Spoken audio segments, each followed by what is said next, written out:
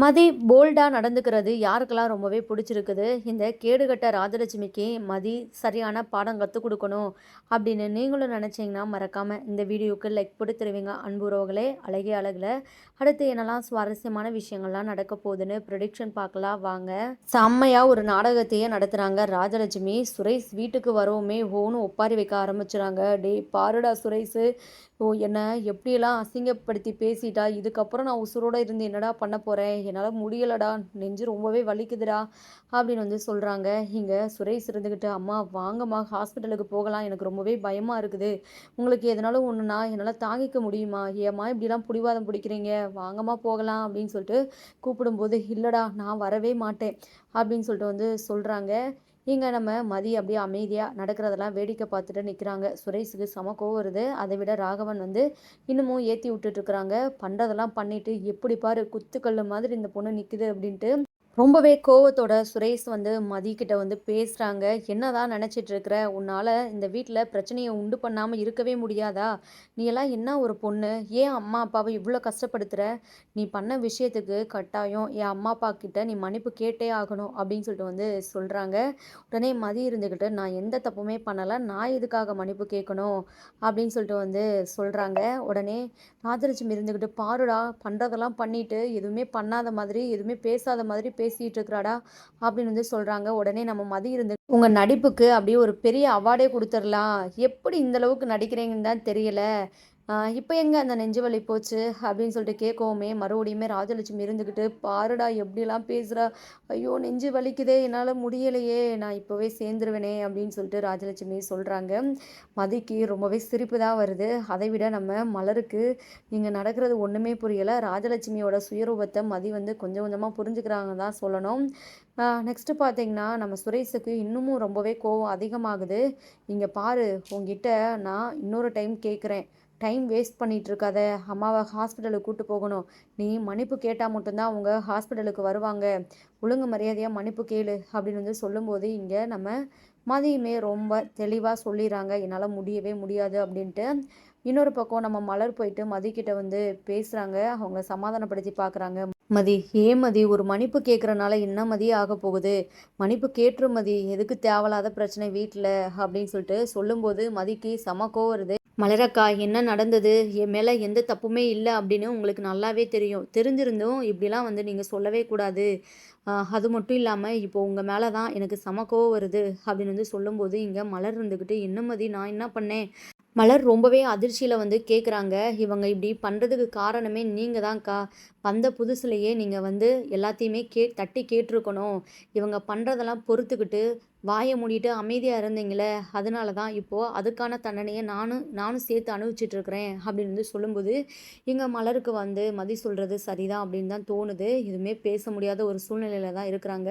இங்கே பாருங்கள் மலரக்கா, இந்த விஷயத்தில் நீங்கள் தலையிடவே தலையிடாதீங்க, பேசாமல் அமைதியாக இருங்க, என்னால் கண்டிப்பாக மன்னிப்பு கேட்கவே முடியாது, கொஞ்சம் நீங்கள் மாறுங்க, இனிமேலும் இப்படியே இருக்காதீங்க, தப்புன்னு தெரிஞ்சால் தட்டி கேளுங்கக்கா, அதை விட்டுட்டு நம்ம சும்மா இறங்கிலாம் போயிட்டுருக்கக்கூடாது, இவங்கக்கிட்ட நம்ம இறங்கி போயிட்டே இருந்தோம்னா நம்மளை ஏறி மிதிச்சுட்டு அவங்க போயிட்டே இருப்பாங்க, நம்மளுக்கு கொஞ்சம் கூட மரியாதை கொடுக்கவே மாட்டாங்க அப்படின்னு வந்து சொல்லும்போது இங்கே சுரேஷுக்கு செம்ம கோவம் வருது. இங்கே பாரு, நான் சொல்கிறத கேட்க மாட்டேல, இனி ஒரு நிமிஷம் நீ இந்த வீட்டில் இருக்கவே கூடாது, என் அம்மா அழுது நான் பார்த்ததே கிடையாது, என் அம்மாவையே நீ அழ வச்சுட்டேல, என் அம்மாவை நீ ரொம்பவே கஷ்டப்படுத்திட்ட, என் அம்மா அப்பாவுக்கு கொஞ்சம் கூட நீ மரியாதையே கொடுக்க மாட்ற, இப்போவே என் வீட்டை விட்டு கிளம்பு, இந்த வீட்டில் நீ ஒரு நிமிஷம் கூட இருக்கக்கூடாது அப்படின்னு சொல்லிட்டு மதி கையை பிடிச்சி தரன்னு இழுத்துட்டு போகிறாரு. இங்கே மதி கையை தட்டி விடுறாங்க. இன்னொரு பக்கம் மலரும் பாக்யராஜும் வந்து சுரேஷ் கிட்ட வந்து பேசுகிறாங்க. இங்கே பாரு சுரேஷ், நீ பண்ணுறது ரொம்பவே தப்பு, வீட்டுக்கு வாழ வந்த பொண்ணை இப்படியெல்லாம் நீ பண்ணவே கூடாது, எதுக்காக இப்போ நீ மதியை வீட்டை விட்டு அனுப்புகிற அப்படின்னு சொல்லிட்டு கேட்கும்போது இங்கே சுரேஷ் செமக்கோ வருது. நடக்கிறதெல்லாம் பார்த்துட்டு தானே இருக்கிறீங்க, இந்த மதிக்கு ரொம்பவே திமிரு, கொஞ்சம் கூட சொல்கிற பேச்சை கேட்கவே மாட்றா, ஒரு மன்னிப்பு தானே கேட்டால் என்ன எல்லா பிரச்சனையும் முடிஞ்சிடும்ல அப்படின்னு சொல்லிட்டு சுரேஷ் இருந்தோடு சொல்லும்போது இங்கே மதியமே வந்து பேசுகிறாங்க. நான் எதுக்காக மன்னிப்பு கேட்கணும், உங்கள் அம்மா எப்படியெல்லாம் நடிச்சிட்ருக்கிறாங்க, அவங்க மேலே தான் முழுக்க முழுக்க தப்பு, அவங்க தான் தேவையில்லாமல் வார்த்தையை விட்டாங்க, என் அம்மா அப்பாவை பற்றி அவங்க தான் பேசினாங்க, அதுக்கப்புறமா தான் நான் பேசினேன், வளர்ப்பு சரியில்லை அப்படின்னு வந்து சொல்கிறாங்க. தான் மேல பிள்ளைக்கு ரொம்ப பாசம்தான் அப்படின்னு சொல்லிட்டு, இன்னொரு பக்கம் நடக்கிறதெல்லாம் பார்த்துட்டு, ராஜலட்சுமிக்கு மனசு அப்படியே குளு குளுன்னு இருக்குது. நெக்ஸ்ட்டு பார்த்தீங்கன்னா, இங்க மதியமே இந்த வீட்ல இருக்கணும் அப்படின்னு சொல்லிட்டு எனக்கு கொஞ்சம் கூட ஆசையே இல்ல. பிடிக்காம தானே இந்த கல்யாணத்த கூட நான் பண்ணிட்டு இந்த வீட்டுக்கு வந்தேன். ஆனா, நீங்க சொன்னதுமே நான் இங்கேருந்து கிளம்பணுமா? ஏன் கிளம்பணும்? எதுக்காக கிளம்பணும்? அப்படின்னு சொல்லிட்டு நம்ம மதி இருந்துகிட்டு கேட்கும்போது, இங்க சுரேஷுக்கு அப்படியே செம கோவம் வருது. இங்க ராகவன், ராஜலட்சுமி இருந்துகிட்டு அவங்களுமே ஓவரா பேசிட்டு இருக்கிறாங்க. அப்பதான் மதி வீட்டுக்குள்ள வராங்க. சேர்ல உட்காந்து கால் மேல கால் போட்டு அப்படியே செம கெத்தா உட்காந்துருக்குறாங்க. அத பார்த்த ராஜலட்சுமி, ராகவன் எல்லாருக்குமே செம கோவம் வருது. பாருடா இவ்ளோ நடந்த பிறகும் கொஞ்சம் கூட மரியாதை இல்லாம, மன்னிப்பு கூட கேட்காம போயிட்டு கால் மேல கால் போட்டு அந்த சேர்ல உட்காந்துருக்கிறா. எவ்ளோ திமிரு அப்படின்னு சொல்லிட்டு ராஜலட்சுமி, ராகவன் கேட்கும்போது, இங்க சுரேஷுக்கு செம்ம கோவம் வருது. கோவத்தோட தான் போயிட்டு மதிக்கிட்ட வந்து பேசுறாங்க. மதி வந்து ரொம்பவே தெளிவா சொல்லிர்றாங்க. "நீங்க யாரு என்ன வீட்ட விட்டு போக சொல்ல? எப்போ இந்த வீட்டுக்கு நான் கல்யாணம் பண்ணிட்டு வந்தேனோ, இனி இது என்னோட வீடு. நீங்க யாரு சொன்னாலுமே நான் போக மாட்டேன் இந்த வீட்ட விட்டு." அப்படின்னு வந்து சொல்லும்போது, இங்க ராஜலட்சுமி, ராகவன் அப்படியே தைய தக்கான்னு வந்து குதிக்கிறாங்க. "என்னடி உரிமை கொண்டாடிட்டு இருக்கிற? இந்த வீட்ட நாங்க கஷ்டப்பட்டு கெட்டுனோம். நீ கல்யாணம் பண்ணி இந்த வீட்டுக்கு வந்துட்டா, இது உன்னோட வீடு ஆயிடுமா?" அப்படி இப்படின்னு சொல்லிட்டு வந்து பேசும்போது, இங்க நம்ம மதி இருந்துக்கிட்டு, "இப்போ என்ன? நான் இந்த வீட்ட விட்டு போகணும். அவ்வளதானே? போறேன். அதுக்கு முன்னாடி ஒண்ணு சொல்றேன் கேளுங்க. என்ன நீங்க எந்த அளவுக்கு கொடுமைப்படுத்துனீங்க, என்ன வலுக்கட்டாயமா இந்த வீட்ட விட்டு அனுப்ப பார்க்குறீங்க." அப்படின்னு சொல்லிட்டு எல்லாமும் இந்த ஃபோன்ல ஆதாரத்தோட இருக்குது. இத மட்டும் நான் போயிட்டு போலீஸ் ஸ்டேஷன்ல குடுத்தா என்ன ஆகும் உங்க நிலைமை?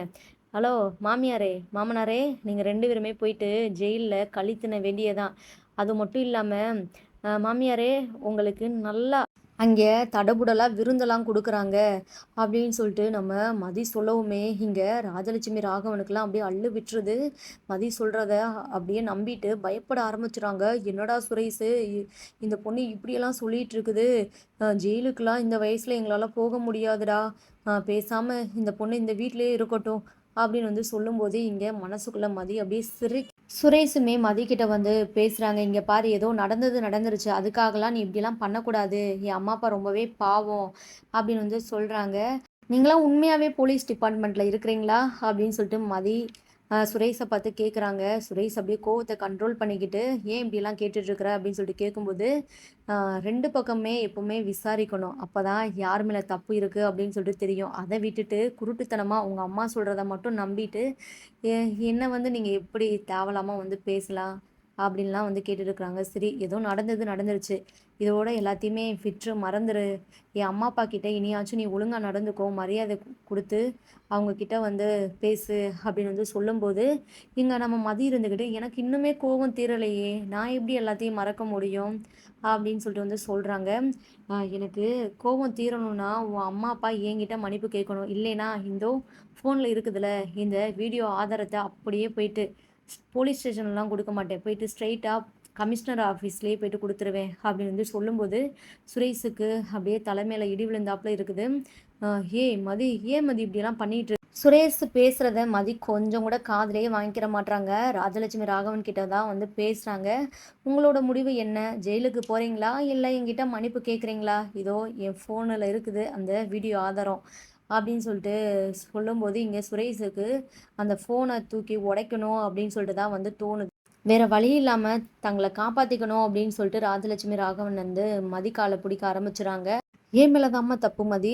இதுக்கப்புறம் இந்த மாதிரிலாம் நான் பண்ண மாட்டேன். நீ இந்த வீட்ல எந்த வேலையுமே பார்க்க வேணாம். ஆ என் பையன இனிமே நான் வந்து திருத்துறேன்." அப்படி இப்படின்னு சொல்லிட்டு வந்து சொல்றாங்க. மதி அப்படியே மனசுக்குள்ளேயே வந்து சிரிக்கிறாங்க. இன்னொரு பக்கம் நடக்கிறதெல்லாம் பார்த்துட்டு நம்ம மலருக்குமே வந்து ரொம்பவே ஆச்சரியமா, சிரிப்பா தான் வருது. நெக்ஸ்ட்டு பார்த்தீங்கன்னா, "சரி உங்கள பார்க்குறதுக்கே பாவமா இருக்குது. உங்கள மன்னிச்சு விட்டுறேன். இதுக்கப்புறம் இந்த மாதிரி பண்ணீங்கன்னா, வீடியோ ஆதாரம் இதோ இந்த ஃபோன்ல தான் இருக்குது. இந்த ஃபோன உடைச்சா எல்லாமும் முடிஞ்சிடும் அப்படிலாம் நெனச்சிராதீங்க. வீடியோ ஆதாரத்த நான் பத்திரமா இன்னுமே எடுத்து காப்பி பண்ணி வச்சிருக்கிறேன்." அப்படின்னு வந்து சொல்லவுமே இங்கே சுரேஷுக்கு அப்படியே முழி பிதுங்குது.